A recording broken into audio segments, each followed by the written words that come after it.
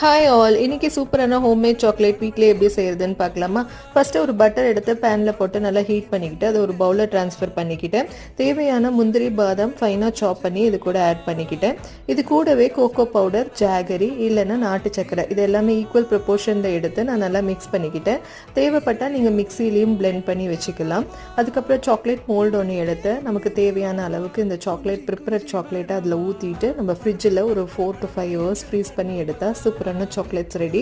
இதில் குழந்தைங்க எல்லாமே விரும்பி சாப்பிடுவாங்க. நீங்களும் மறக்காமல் ட்ரை பண்ணி பாருங்கள். எப்படி இருக்குன்னு சொல்லுங்கள். தேங்க்யூ. பாய்.